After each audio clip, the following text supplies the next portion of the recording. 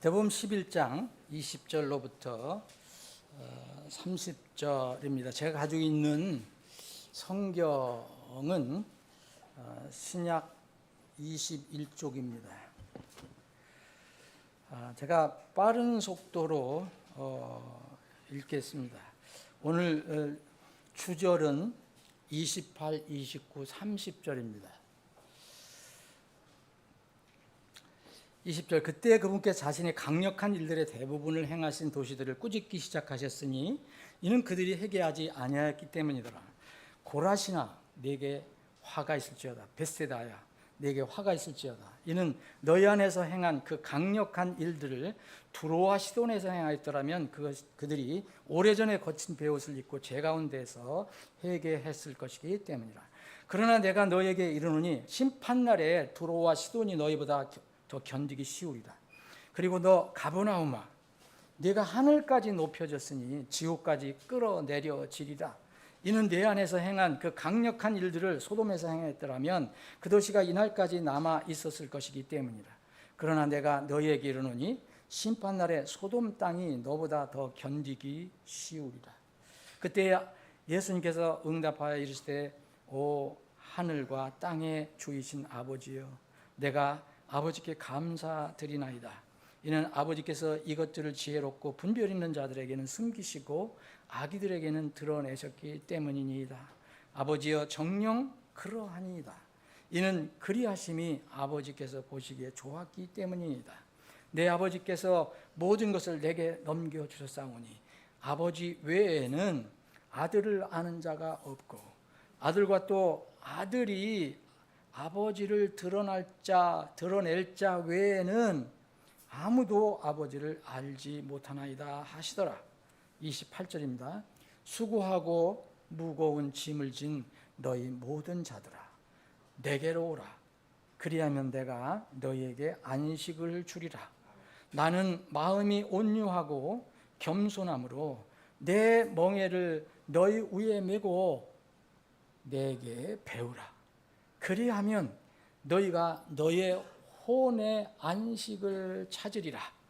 이는 내 멍에는 쉽고 내 짐은 가볍기 때문이라 하시더라.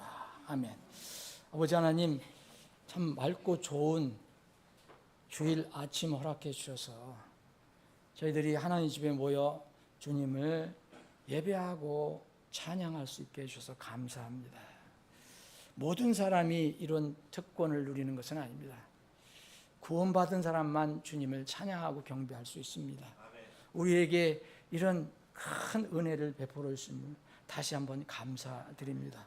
또 우리 자녀들이 이 땅에 살아갈 때에 날마다 육신을 위해서 먹는 양식으로 음식으로 사는 것이 아니고 하나님 위에서 나오는 모든 말씀으로 산다고 하셨으니 오늘도 주님께서 우리에게 그 생명의 양식을 공급해 주셔서 감사합니다.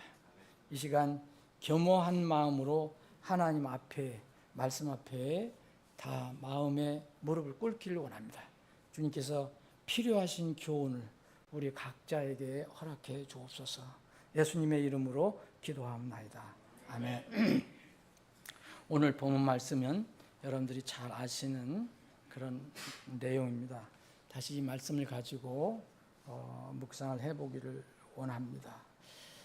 흔히 이 말씀을 우리가 28절, 29절, 30절만 이렇게 떼어서 이렇게 묵상 자주 합니다. 그렇게 해도 무방합니다. 그런데 오늘 우리가 20절부터 읽은 이유는 28절, 29절, 30절이 왜 주어졌는가 그 배경을 좀 이해하는 데에 이 앞절이 도움이 될 것 같아서 같이 읽었습니다. 이 21절부터 24절까지는 많이 하나님께서 주신 기회를 받은 그런 경우와 또 그 기회를 무시한 그런 경우를 말씀하고 있습니다. 이 세상 사람들이 누구나 최소한 한 번 이상 하나님의 은혜를 받을 수 있는 기회가 주어지지만 어떤 사람에게는 많은 기회가 주어지고 어떤 사람에게는 적게 주어지고 그건 저희들이 알 수가 없습니다. 하나님께서 하시는 겁니다. 그러나 분명히 기회가 없어서 하나님의 뜻을 모르는 사람은 이 세상에 한 사람도 없습니다. 오늘 이 예수님께서는 예수님께서 계셨을 때 가장 많이 방문하고 가장 많이 머물렀고 또 그곳에서 가장 많이 가르쳤던 그런 곳을 이야기해 주십니다. 그것이 바로 고라신하고 벳세다입니다. 고라신하고 벳세다는 여러분들이 아시는 것처럼 이 갈릴리 지방, 갈릴리 호수가 있죠. 갈릴리 호수가 있고 밑에는 이제 쭉 내려가서 사해가 있는데 갈릴리 그 바다라고 부르는 곳에 위쪽에 보면은 도시가 있습니다. 거기에 거의 근접해 있는 그런 도시가 바로 이 고라신하고 벳세다입니다. 여기에 주님께서 많이 가셨습니다. 이곳을 주무대로 삼았습니다. 조금 나오는 23절에 보면 가버나움이 또 나오는데 이 가버나움은 예수님이 지상생활을 하셨을 때에 사역을 하셨을 때 본부라고 볼 수도 있는 곳입니다. 주님께서 가버나움을 사역의 본부로 삼으시고 거기서 많이 활동하셨습니다. 그래서 고라신하고 벳세대 그리고 가버나움은 주님으로부터 가장 많은 기회를 받은 장소입니다. 물론 주님께서 여기서 말씀하시는 것은 무생물인 어떤 땅을 얘기하는 게 아닙니다. 지역을 얘기하는 게 아니에요. 거기에 살고 있었던 사람을 향해서 말씀하시는 겁니다. 여기에 살았던 사람들은 예수님부터 가장 많은 기회를 받은 사람들입니다.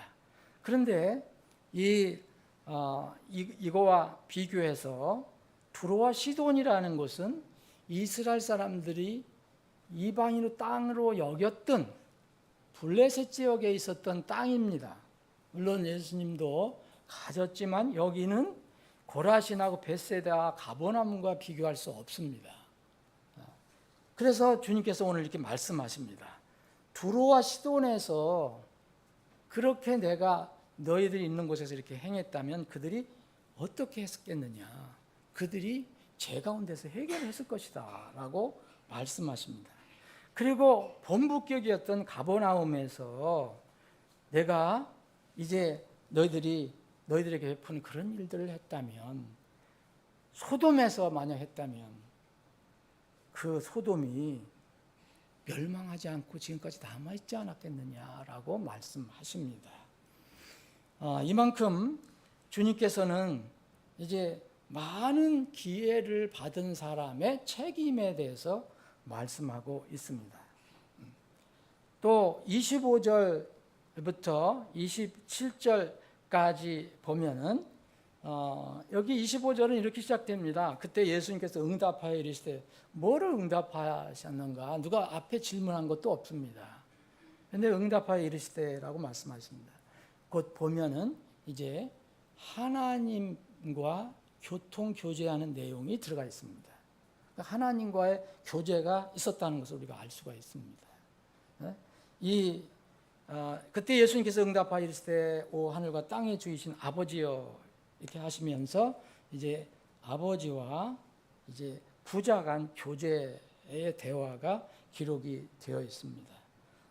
그러시면서 주님께서는 지혜롭고 분별 있는 자들에게 숨기시고 아기들에게 드러나셨다라고 말씀하셨습니다. 이 말씀은 앞에 있는 말씀과 연결이 되는 건데 이 말씀은 고라신 벳세다 그리고 가버나움에 살았던 사람들은 예수님으로부터 많은 말씀을 들었고 기회를 얻었고 예수님과 교제할 수 있는 기회를 얻었고 그랬는데 더 강팍하게 예수님을 거절했습니다. 그런데 이 사람들은 또 그 지역에서도 많이 배우고 알고 했었다고 하는 그런 사람들이 많이 있었다고 합니다. 그러니까 예를 들어서 이 바리새인들도 일부 있었을 것이고, 회당 지역에서는 회당에서는 서기관들이라든지 이런 사람들이 있었지만 그들은 이제 그것을 다 거절했습니다. 기회가 있었는데. 그래서 주님께서 말씀하십니다. 이것들을 지혜롭고 분별 있는 자들에게는 숨기시고 아기들에게는 드러내셨다 말씀하십니다. 여기서 지혜롭고 분별 있는 자들과 아기들이 대비가 됩니다. 지혜롭고 분별 있는 자들은 부정적으로 얘기하는 것입니다. 여기서 자기들이 자칭 나는 지혜롭고 분별이 있다라고 얘기하는 사람들입니다. 아마 이 사람들이 복음을 거절한 서기관, 장로들, 바리새인들, 유대인들을 이야기하시는 것일 겁니다. 그러면서 아기들에게는 드러내셨다. 아기가 정말 그 젖먹는 아기를 이야기하시는 건 아니죠. 그래서는 아주 세상에서 단순하고 또 배운 것도 없는 것 같고 사람들도 업신여기는 것 같고 이런 사람들에게는 뭐를 알려주셨다라고 말씀하십니다. 그러시면서 그렇게 하시는 것이 정말 당연한 것이고 또 그것이 아버지가 보시기에 참 좋은 것이다 라면서 이제 27절에 아버지께서 나에게 곧 예수님께 모든 걸 넘겨주셨고 또 아버지 외에는 하나님 아버지 외에는 나를 정말 진정으로 아는 자가 없다. 이건 뭐냐면 하나님께서 이 아들을 보내셨잖아요. 그거 아들을 땅으로 보내신 분은 아버지신데 그거를 아는 사람이 그것은 누가 보지도 못했는데 그래서 와서 아들이 그 이야기를 했을 때 사람들이 믿게 됐는데 이것을 정말 웃으면서 콧웃음 치면서 믿지 않은 사람들이 있었고 또 이 아버지 하늘에 계신 아버지를 어떻게 아느냐 이 예수님께서 오셔서 그 아들과 또 그 예수님이 그 아버지에 관해서 알려주시는 사람 이거를 받는 사람 외에는 아버지를 아무도 알지 못한다라고 말씀하셨습니다. 이 말씀은 뭐에 또 연결이 되냐면 이제 우리가 오늘 주절로 삼은 28절, 29절, 30절에 연결이 됩니다. 바로 이 아버지께서 보내신 그 아들이 이 하나님께서 보내셨는데 그 아들을 아버지 외에는 알 수가 없고 파송한 분은 그분인데 그리고 그 예수님과 그 예수님이 아버지를 드러낼 자에는 아버지를 모른다. 우리가 직접 하나님 아버지를 어떻게 합니까? 예수님께서 주신 말씀을 통해서 우리가 아버지를 알게 되죠. 예수님 태초부터 계셨던 말씀이셨으니까 그 말씀을 통해서 우리는 하나님을 알게 되었습니다.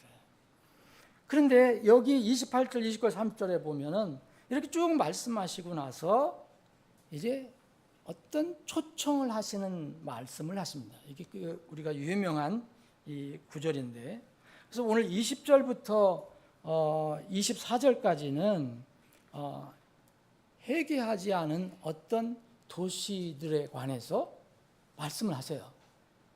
그리고 25절부터는 27절까지는 예수님께서 아버지에게 말씀하셔요.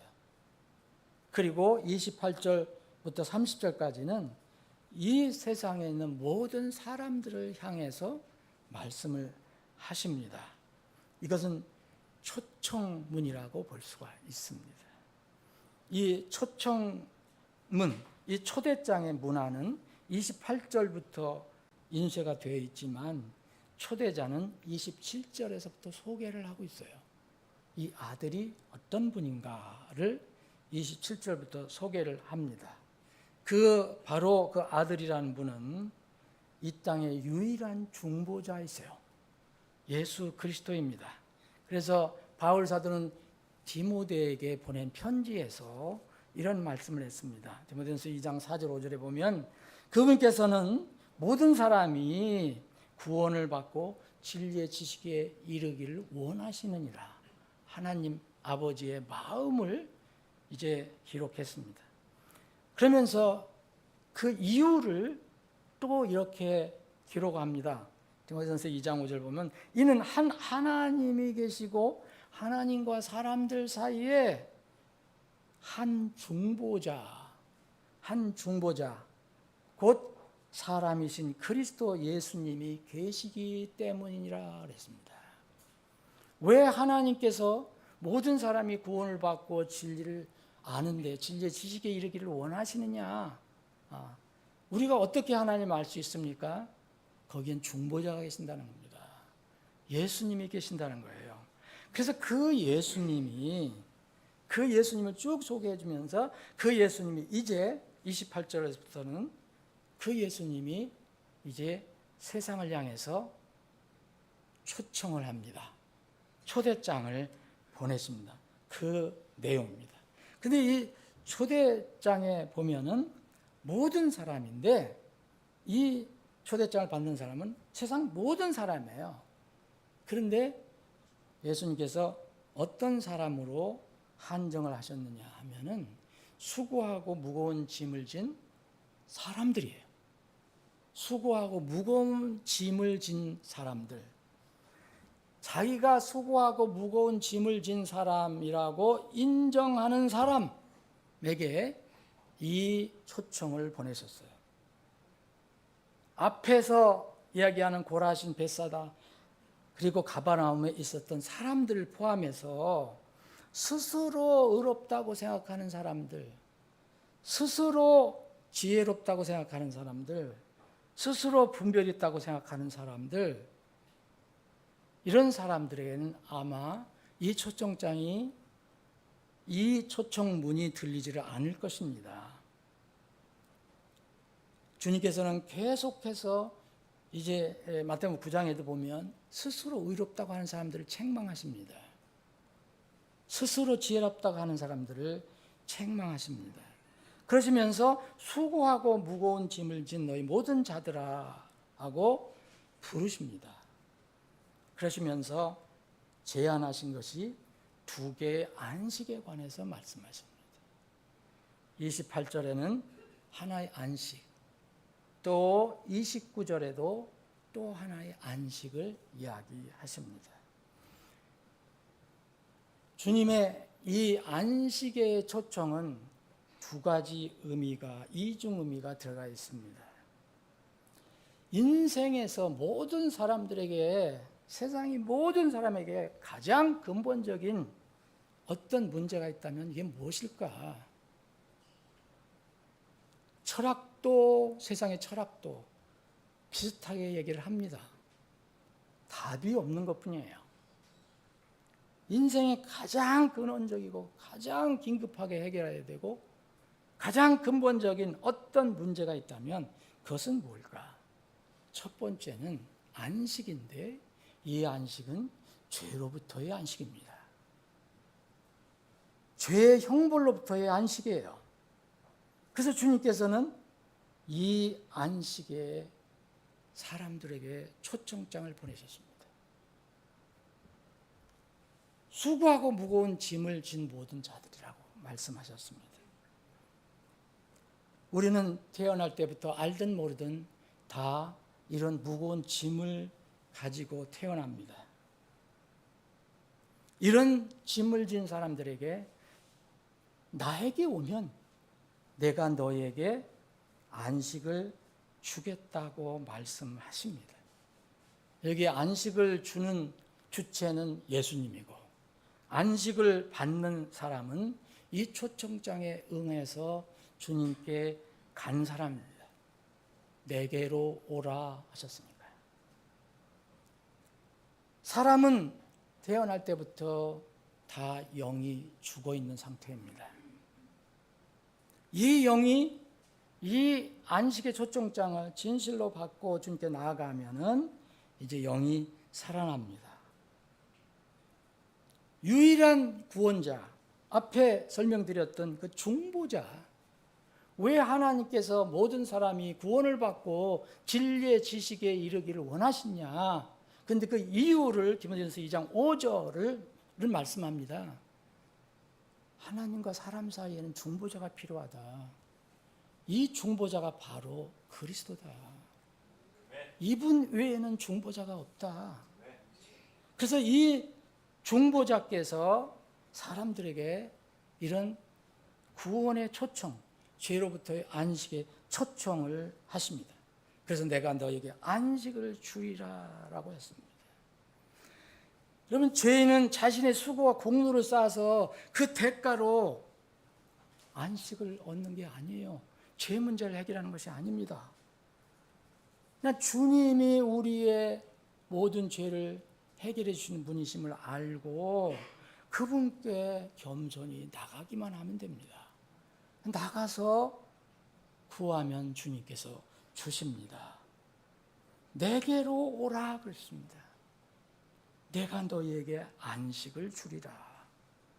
여러분, 죄로부터의 안식이 없는데 어떻게 사람이 안식을 누릴 수 있겠습니까? 무언가 깨달은 사람이, 무언가 아는 사람이 자기가 여전히 의롭다고 생각하고 자기가 여전히 똑똑하다고 생각하고 한 사람에게는 이 초청장의 의미가 없지만, 자기가 죄로 인해서 정말 너무 수고하고 무거운 짐을 졌다고 생각한다면 주님께 가면 주님께서 이것을 은혜로 주신다는 것입니다. 내가 내게 주리라. 여기 조건이 있습니까? 돈을 가져와라. 너는 이렇게 열심히 해라. 그런 조건이 없습니다. 구원으로부터 오는 안식은 하나님의 은혜의 선물입니다. 여러분들이 구원을 받으셨다면 그 구원 받을 때에 하나님께서 여러분들에게 어떻게 대하셨는가, 여러분들이 하나님을 어떻게 믿으셨는가 한번 생각해 보시기 바랍니다. 무거운 죄짐을 지고 고통스러워하는 죄인을 주님께서 불쌍히 여기시지 죄인에게 무엇을 요구하시겠습니까? 아무것도 요구하시지 않습니다. 단 자기가 죄인이라는 것을 아는 사람들만 이 초청장이 필요합니다. 두 번째의 안식이 있습니다. 나는 마음이 온유하고 겸손함으로 내 멍에를 너희 위에 메고 내게 배우라. 그리하면, 이건 어떤 여러분 앞에 조건이 세워졌습니다. 그리하면 너희가 너의 혼의 안식을 찾으리라. 여러분, 이것은 무슨 안식을 얘기합니까? 혼의 안식을 얘기합니다. 영은 살아났습니다. 근데 우리가 살아가는데 이 혼이 작동을 많이 합니다. 혼 때문에 감정이 폭발하기도 하고, 때로는 낙심하기도 하고, 또 기뻐하기도 하고, 또 화도 나고, 여러 가지 우리 삶을 보면은 이 혼적인 삶이라고 볼 수가 있습니다. 근데 주님께서 이 너의 혼의 안식을 얘기하시면서 앞에 조건을 얘기하십니다. 나는 원래 마음이 온유하고 겸손하다, 이렇게 얘기하는 사람은 지상에 없습니다. 오직 하나님만 하실 수 있는 겁니다. 그 온유하고 겸손하니까 이분께 또 가면 된다는 거예요. 그러면서 주님께서 뭐라냐면 내 멍에를 말씀하셨어요. 내 멍에. 이것을 우리의 멍에라고 표현하지 않으셨습니다. 예수님께서 내 멍에가 있는데 내 멍에를 너희 위에 메라. 그리고 내게 배우라. 그렇게 되면은 너희가 너희 혼의 안식을 찾으리라고 말씀하셨습니다. 왜 많은 신자가, 그리스도인이라는 사람들이 왜 세상에서 마음의 평안을 잃고 쉼을 얻지 못한 채 살아가고 있습니까? 여러분들은 어떠하십니까? 세상은 결코 그리스도인들에게 참 안식은 주지 않습니다. 주질 못합니다. 사람에게 영의 안식과 또 혼의 안식, 육의 안식을 주실 수 있는 분은 오직 주님뿐이십니다. 무거운 죄짐을 지고 고통스러워하는 죄인을 불쌍히 여기셔서 주님께 나아가기만 하면 이때 누구든지 영이 살아나고 영의 안식을 얻게 됩니다. 이건 받는 겁니다. 주님께서 주겠다고 말씀하셨습니다. 그런데 이 단계는 잘 생각해 봐야 됩니다. 그 다음 단계 주님은 또 초청을 하십니다. 이 초청을 이해하지 못하면 참 평안을 누리지 못합니다. 우리가 구원을 받았어도 구원은 받았지만 소돔에서 사는 롯과 같이 세상에서 이리저리 휘둘리고 늘 마음에 평안이 없을 것입니다. 여러분, 소돔에 살던 롯은 분명히 구원받은 사람이라고 성경은 말하고 있습니다. 그런데 그는 마음에 혼의 안식이 없었습니다. 그곳에서 살았기 때문에. 진정한 신자라면 이미 신분적으로 영의 안식을 얻은 사람입니다. 여러분들 모두가 그런 분이시기를 저는 믿고 싶습니다. 그러나 영의 안식이 삶의 안식, 매일 변하는 우리 혼의 안식을 보장하는 것은 결코 아닙니다. 구원은 내가 주님의 멍에를 메고 또 무엇을 배워야만 얻는 것이 아닙니다. 영의 안식을 얻는 것은 내가 그분께 나아가는 것입니다. 우리가 이렇게 구원을 받고 나서 영이 살아난 후 바로 하늘에 가지 않고 정해진 때까지는 우리가 이 땅에 살아가야 합니다. 이 땅에서는 햇빛이 내려 쬐입니다. 바람이 붑니다. 때로는 폭풍이 일어납니다. 이러한 땅에서 우리는 살아가야 합니다. 이것을 광야의 삶이라고 합니다. 이러한 광야의 삶 속에서 마음의 안식을 얻는 길이 있다고 주님께서 우리를 방치하지 않으시고 우리에게 그 길을 알려주십니다. 그 길은 주님의 멍에를 메고 주님 밑으로 들어가서 그분의 가르침을 배우는 것입니다. 이럴 때 진정한 안식을 찾을 수 있는 것입니다.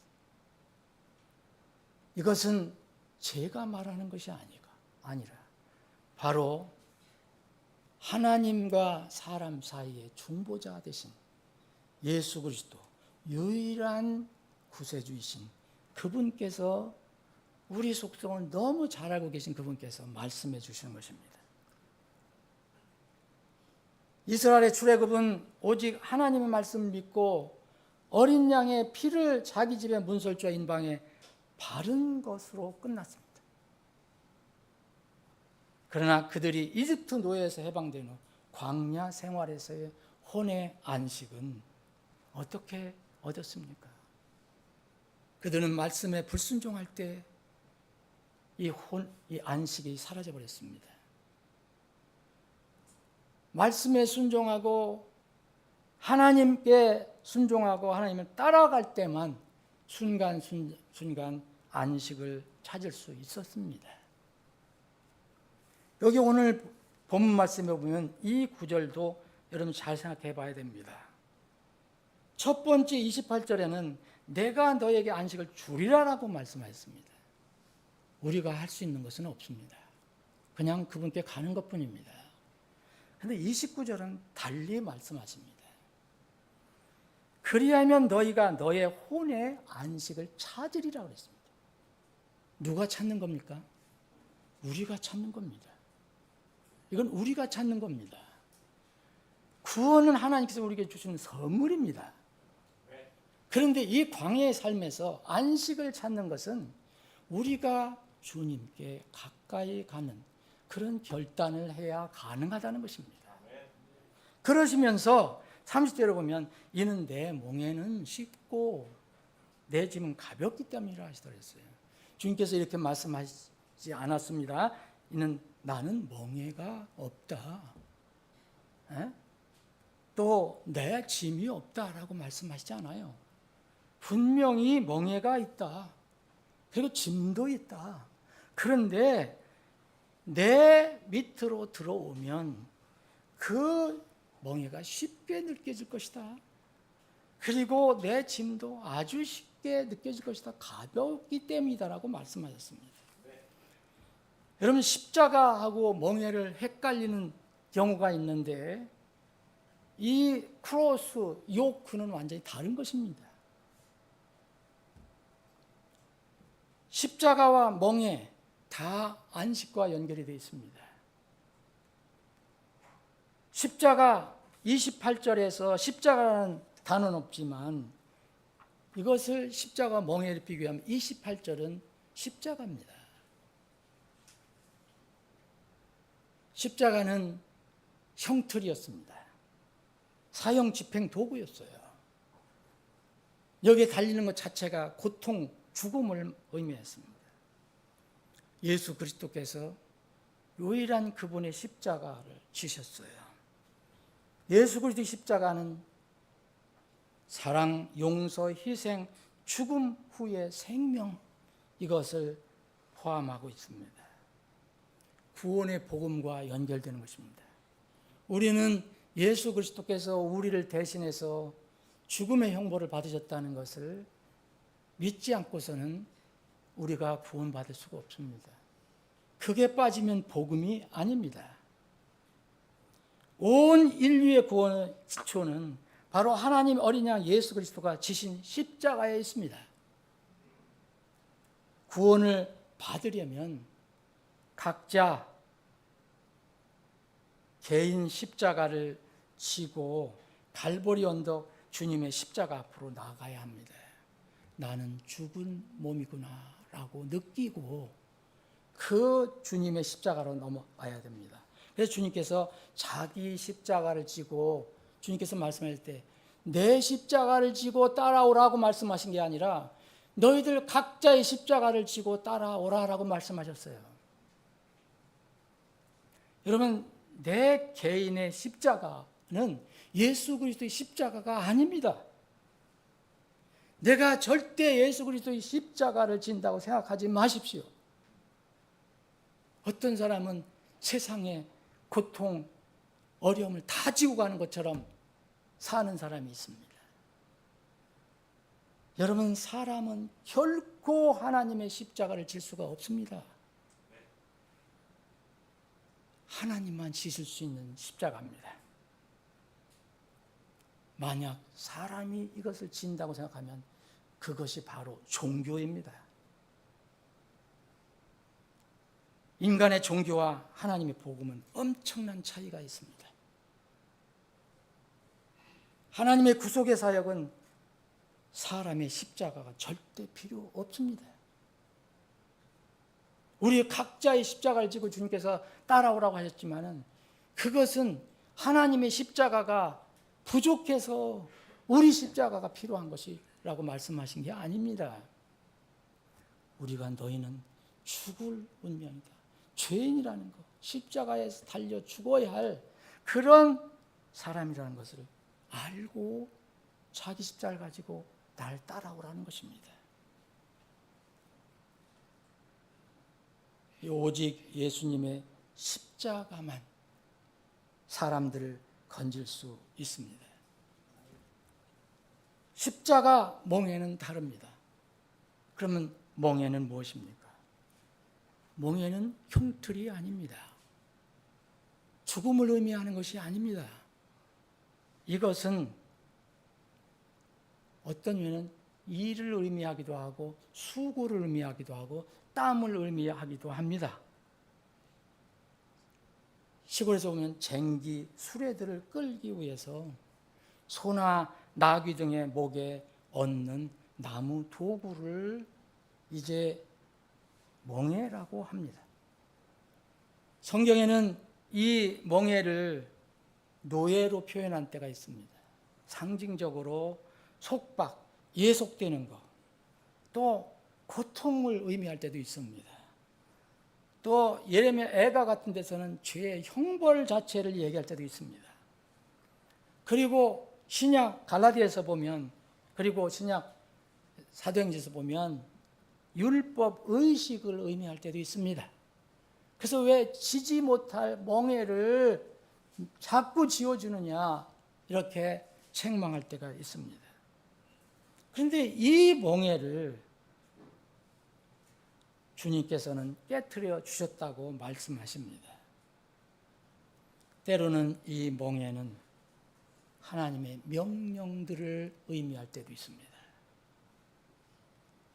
하나님께 헌신을 하는 의미를 포함할 때도 있습니다. 바로 오늘은 그런 의미가 강합니다. 그래서 너희가 너의 혼의 안식을 찾으리라라고 말씀하셨습니다. 동물의 멍에는 항상 한 쌍입니다. 한번 그림을 한번 보겠습니다. 그러면 이해를 돕기 위해서.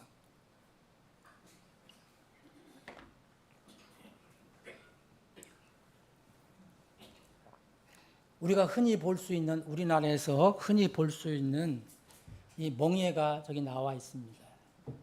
말이든 소든 그 위에 이제 말과 소가 일할 수 있도록 이제 위에 굴레를 세웁니다. 이걸 멍에라고 하죠. 이게 보통 계속 띄워주세요. 이 한국이나 이 아시아 쪽에서는 그렇게 많이 합니다. 그런데 성경이 기록된 장소였던 바로 이 장소, 예수님이 계셨던 이 팔레스타인 지역에는 우리 생각과 좀 다릅니다. 자, 팔레스타인에는 이렇게 두 마리를 한 쌍으로 해서 멍에를 만듭니다. 바로 이걸 여러분들이 이해를 하셔야 됩니다. 그래야 오늘 주님의 말씀이 이해가 됩니다. 분명히 어떤 일을 하기 위해서 쟁기, 수레들을 끌기 위해서 소나 나무 위에 이렇게 어떤 도구를 이제 말하는 건데, 얹은 도구를 말합니다. 근데 주님께서 그 팔레스타인 지방에서 보이는 이런 모습을 그 제자들은 이 말씀을 듣는 사람은 너무 잘 알고 있었기 때문에 주님께서는 이 예를 하나 드신 거라고 저는 생각을 합니다. 만약 이것이 한국 땅에서는 한 마리가 끌고 가는 거라면 주님께서 예화를 안 들으셨을 것입니다. 예를 안 들으셨을 거예요. 이게 무슨 말씀입니까? 그래서 나는 마음이 온유하고 겸손함으로 내 멍에를 너 위에 매라 그랬어요. 그리고 내게 배우라. 그리할 때 넌 너의 혼의 안식을 찾으리라 그랬어요. 여러분, 주님께서 멍에를 가지고 계신다는 거예요. 멍에를 지금 메고 계신다는 거예요. 근데 사람들이 이제 멀리 가는 거예요. 자꾸 세상에 이런 것들, 육신이 완전히 편한 것만이 안식이라고 생각하고, 이런 사람들은 소위 얘기하면 멍에를 멀리 하려고 하는 거예요. 세상 사람들은 멍에를 매지 않는 것이 안식이라고 생각하죠. 근데 주님은 반대로 얘기하십니다. 단, 그 멍에가 사람들의 멍에가 아니라 예수님의 멍에라는 거예요. 자, 예수님이 이 소 두 마리, 말 두 마리에 비교를 하면 내가 멍에를 지금 지고 간다. 그러니까 너희들 세상에 사는 동안 바로 천국에 들어가기 전에는 이 땅에 사는 동안은 광야 생활이다. 그럼 내 밑으로 와라. 내 멍에를 메어라. 그러면 얼마나 쉬운지 모를 거다. 가벼운지 모를 것이다. 생각해 보십시오. 여러분, 예수님 키하고 내 키, 영적인 키를 얘기하면 비교가 안 됩니다. 그분이 다 커버하고 가세요. 나는 그냥 그분만 따라가는 거예요. 그분 멍에 밑에서 누가 힘듭니까? 우리는 아이고 내가 힘들어. 예수님은 편한데 내가 힘들어 라고 생각합니다. 예수님은 그렇게 생각하지 않으십니다. 내 멍에를 메라 그래요. 그러면 네가 진정한 안식을 찾을 것이다. 여러분들 중에 혹시 이 두 멍에 중에서 예수님이 자꾸 너 내 멍에로 밑으로 와. 내 멍에를 한번 메어봐. 그런데도 계속 멍에를 메지 않으려고 하는 사람이 있을 수도 있습니다. 여러분, 세상은 여러분들이 무슨 문제를 가지고 있으면 그걸 해결해 줄 것처럼 얘기하지만 여러분 절대 해결해 주지 않습니다. 아니 해결할 능력이 없어요. 그럼 나중에는요 여러분들 부려먹다가 버립니다. 이게 세상의 논리예요. 세상은 신뢰하지 말아요. 세상에 살되 대신 마음이 온유하고 겸손하신 주님을 전폭으로 신뢰하십시오. 주님께 나가서 그분의 멍에를 메십시오. 절대 어렵지 않습니다. 우리는 그것이 어렵다고 생각합니다. 하나님 말씀 하나 듣는 거 저거 내가 하기 너무 힘들어. 예배 한 번 드리는 거 너무 힘들어. 전도 한 번 하는 거 너무 힘들어. 여러분 편한 것 같죠? 육신이 편한 것 같죠? 육신은 안식을 찾은 것 같죠? 여러분들이 구원받은 사람이라면 성령님 모시고 있다면 영은 점점 괴로워요. 그게 바로 우리 믿음의 선조들이 겪었던 일들이에요. 주님께 나아가서 그분의 멍에를 함께 메고 그분 밑에서 배우면 우리의 짐은 가볍습니다. 왜냐하면 주님께서 내 멍에 이거 어렵지 않은 거야. 내 짐, 너희들 내 짐 져봐야 그거 가벼워. 하나님께서 우리에게 짐을 져주신다 해서 우리가 눌려서 아주 일어나지 못하도록 숨도 못 쉬도록 그렇게 하시는 하나님이 아니라고 말씀하십니다. 이는 내 멍에는 쉽다. 내 짐은 가볍다. 단 주의하십시오. 너희들은 내 멍에를 하나도 지지 않아도 돼. 너희들은 내 짐 하나도 지지 않아도 돼라고 말씀하지 않았어요. 우리는 그리스도인이 됐다면 세상의 빛이에요. 땅의 소금이에요. 이게 우리에게 주어주신 주님의 멍에예요. 주님께서 주신 짐이에요.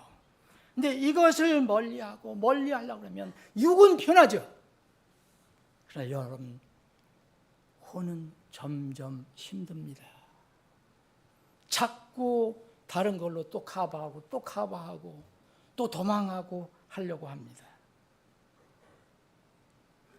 주님의 말씀이 어렵습니까? 전혀 어렵지 않다고 말합니다. 주님의 멍에를 메지 않으려고 합니다. 자꾸 세상의 육을 따라가려고 그 육의 잠깐 동안의 그 안식을 얻으려고 하기 때문에 그 짐이 무겁게 보이는 겁니다. 요한일서 5장 3절 4절 이런 말씀이 있습니다. 이는 우리가 그분의 명령들을 지키는 것 곧 이것이 하나님을 사랑하는 것이기 때문이라. 그분의 명령들은 무겁지 아니하리라. 그분의 명령들은 무겁지 아니하니라. 이는 무엇이든지 하나님에게서 난 것은 세상을 이기기 때문이라. 또 세상을 이긴 승리는 이것이니 곧 우리의 믿음이라. 믿음으로 주님의 멍에 밑으로 들어가십시오. 말씀을 정리하겠습니다. 이 세상의 모든 사람은 주님께서 제시하신 이 안식에 관해서는 다음과 같은 부류에 다 들어갑니다. 여러분들도 들어갑니다. 첫 번째로 구원으로 인한 영의 안식에 관한 문제입니다. 첫 번째 부류는 이런 사람입니다. 하나님의 양자의 법적 신분을 얻었습니다. 은혜로, 믿음으로, 내 행위가 아니라 정말 하나님께서 나를 긍휼히 여겨주셨구나. 그래서 양자가 됐습니다. 영이 살아났습니다. 영의 참 안식을 얻은 사람이 있습니다. 여러분들이 다 그런 분이시기를 저는 소망합니다. 그러나 여전히 아직 이 영의 안식을 얻지 못한 사람이 있습니다. 주님이 주시는데도 받지 못하는 사람이 있습니다. 이 영의 안식의 여부에 관해서는 이 두 부류가 있습니다. 그런데 오늘 본 말씀은 또 다른 부류를 얘기합니다. 주님의 멍에와 관련된 혼의 안식 여부입니다. 어떤 사람은 영의 안식뿐 아니라 삶에서도 마음의 평안을 누리고 사는 사람이 있습니다. 고난과 고통과 역경이 와도 주님의 멍에 아래 함께 있기 때문에 주님이 다 알고 계시고 다 함께 하신다는 믿음으로 살아갑니다. 마음이 요동칠 이유가 없습니다. 영의 안식뿐 아니라 삶에서도 혼의 안식을 누리며 사는 사람이 있습니다.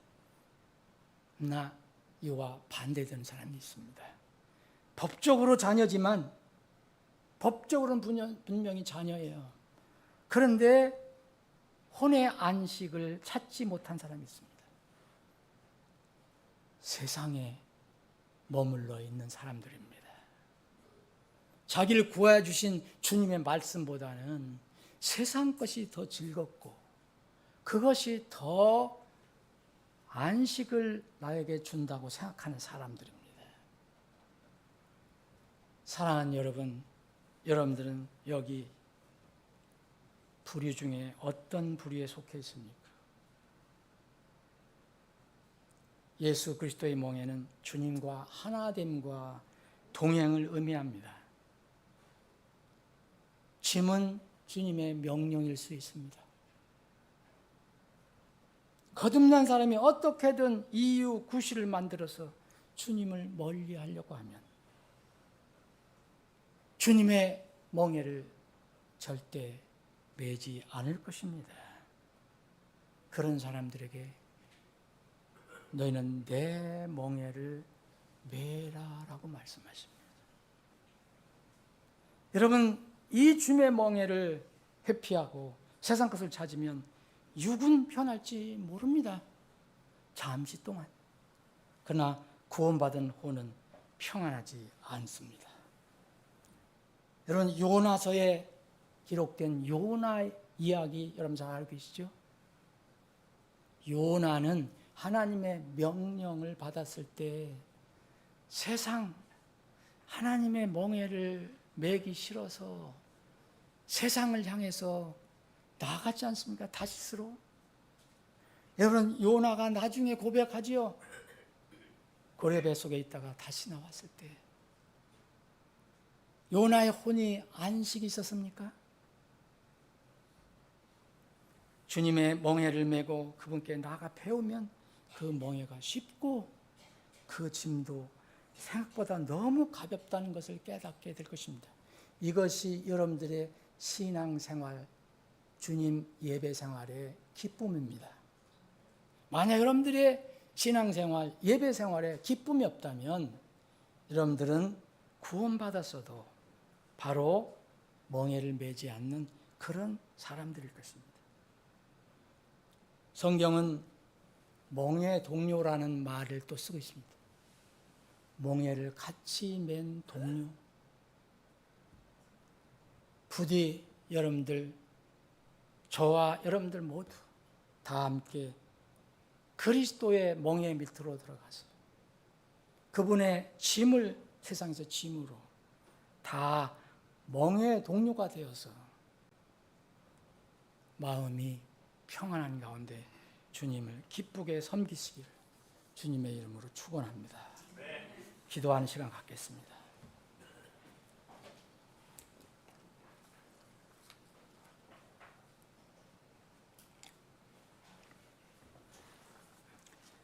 여러분 잠깐 기도하는 시간 가져보시기 바랍니다. 나는 오늘 말씀에서 안식에 관해서 네 부류의 사람들을 보았는데 분명히 구원받아 법적인 신분을 가지고 있는 하나님의 자녀라면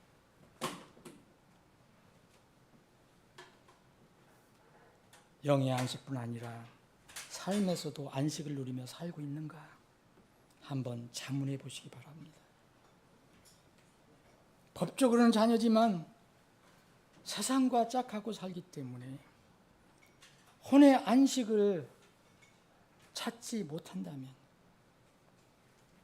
그것을 자꾸 회피하지 마시고 이제 돌아서서 주님의 멍에 밑으로 들어가십시오. 그러면 여러분은 곧 마음의 안식을 찾게 될 것입니다.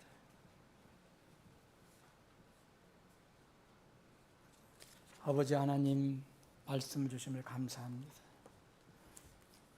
우리를 어린 양의 피로 구원해 주셔서 하나님의 아들 자녀라고 선언해 주시고 의롭다고 칭의해 주신 것 감사합니다. 그러나 혹 그런 신분을 아직도 얻지 못한 혼들이 있다면 주님 그들을 초청해 주셔서 영의 안식을 누릴 수 있도록 역사해 주옵소서. 주님 날마다 우리 삶 속에 동행해 주시는 주님을 찬양합니다. 그러나 때로는 우리가 세상에 살 때 주님의 멍에가 싫어서 주님의 짐이 싫어서 회피할 때가 있음을 고백합니다. 그럴 때 우리에게 평안이 찾아오고 안식이 찾아왔는지 살펴보면 참으로 구원받은 마음 속에 늘 참으로 불안과 세상을 향한 것으로 자꾸 덧칠하려고 하는 그런 행동만 있었다는 것을 고백합니다. 주님, 이제 주님께 나아갑니다. 주님의 멍에 아래 기쁘게 들어갑니다. 그리고 주님께서 지구하신 짐과 함께 가기를 원합니다. 주님이 멍에를 지시면 나는 질 것도 없습니다. 주님의 짐을 지고 가시면 나는 지고 갈 것도 없습니다. 다만 주님과 함께 가는 것뿐입니다. 주님, 이러한 놀라운 진리를 우리에게 가르쳐 주셔서 평안하게 주님을 섬길 수 있게 해주셔서 감사합니다. 이 혼의 안식이 주님을 우리가 공중에서 만날 때까지 이 땅에서 지속되게 해 주옵소서. 거룩하신 예수님